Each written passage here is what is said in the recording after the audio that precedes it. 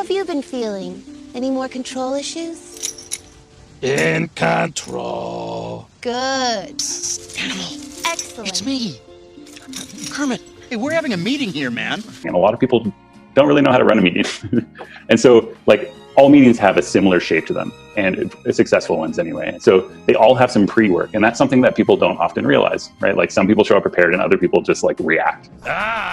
Did not know that. Reacting isn't going to put you in a really creative space, and isn't going to put the people you want to have contributing to it be productive. And you want them to be. That's another thing. If you don't want someone's contributions to a meeting, don't invite them. Send an email. Right? Like, meetings are not for one-way sort of stuff, right? Like, meetings are for people to collaborate.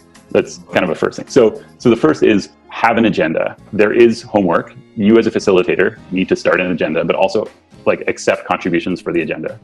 There should be some pre-reading, so people should know what the context of it is. You should have an idea as a facilitator what you want out of the meeting. If that's not clear, like, how is anyone supposed to get there, right? So when I send someone a meeting invite, I will have like an introduction to the meeting. These people are here to accomplish this outcome. You specifically are invited because I want you to represent this viewpoint or this experience. And as a participant, like, personally, if I don't get that, I don't really want to go to the meeting. Right? Because it's like, I don't know why I'm showing up. I don't know what the group's trying to do or what my part in it is. How am I supposed to be prepared for it? And so if as a facilitator, you take the opposite side of it and be empathetic to that person, like, how do I set them up to do this well for me? And like, give them confidence that they're coming in prepared, ready to do the meeting and have the outcome explicitly that you want. And if you don't have that, don't have the meeting. Perhaps we should demystify any further misconfusion with a daily confabulation type meeting. As a manager, what I always do with the one-on-ones is I ask the same 4 questions every single time. And this is how you start the meeting. Because, like, as a manager, you might have just come out of one where you're really like in this empathetic mode, you're thinking about another employee. And so you like basically loaded that employee in your head and how they're feeling and what their motivations are. Now you're looking at someone new. As a human, you just like need time to adjust, especially in given current climate with no childcare.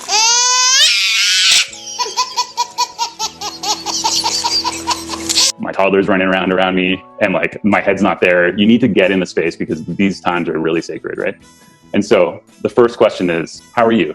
Let's do it. How are you, Fraser? Pretty good. I did have the kid chaos this morning, and that was pretty rough. If we pause there for a second, as a manager, I would take that in and be like, okay, so Fraser's had a bunch of stuff going on today. He has other things that he's thinking about, but it sounds like he's found his spot, at least optimistically, and like is in a place where he can work on this stuff without distractions, probably.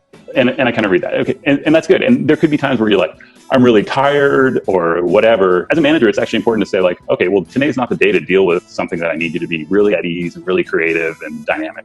Today's just a day to go through some stuff and shoot the shit and build our trust. And so then vice versa, you ask me. How's it going today? Yeah, it's going all right. I had a bit of a busy morning, but I'm looking at a bit of a more free afternoon, which is why we had time for this. And so that for me is also time to kind of like reflect and break on the other things and kind of put them in a box for the other things I was thinking about and now be here present for you. And so then the next question I ask is like, what's the best thing that's happened in the last week for you? I figured out how to set my alarm on my phone. Okay, cool. So that's like a little win, and it doesn't have to be work related, but it puts a little log entry in, it puts you in a positive context. And now we're here, like we're both present, we've been listening to each other, and you've been reflecting on your week of work rather, and now we can kind of move forward. And so then the fourth question is like, how does this agenda look?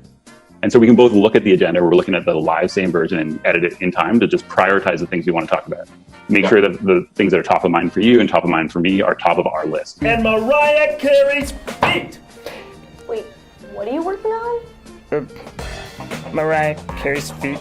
It's important near the end of the meeting when you're either running out of time or running out of agenda items to just sort of conclude. So like do a bit of a wrap up. Make sure you've captured all the action items.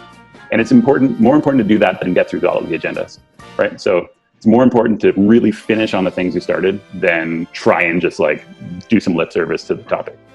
And if you don't get through the whole thing, decide whether it's important enough to schedule like an ad hoc time this week to deal with it, or just push it off to the next week and let things sort of shake out. In an ideal world, you've organized your agenda such that the least important things are actually at the bottom.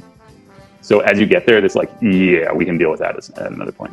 And then the last phase of a meeting is not actually in the meeting, right? It's outside of it. And so it's actually following up on those action items. And so make sure you make time for yourself to do that. Regardless of what setup you have, it's important to set deadlines it's easier if you have that cadence of the whole team, so that like deadlines sort of always fall in the like 2 weeks from now, right? And so then everyone's kind of going through the same cycle of like, oh, okay, I've got a big thing. You got a big thing? Okay, we're all at the phase where we want to ask each other questions. Cool. Okay, we're all at the phase where we're like heads down getting our work done. Cool. That cadence helps with that. But the urgency that sets when you have these sets of goals that you want to accomplish in those 2 weeks means everyone can like really work towards them, have some more stressful moments in that 2 weeks, have some less stressful moments in those 2 weeks, and be able to like celebrate everyone getting across the finish line or not.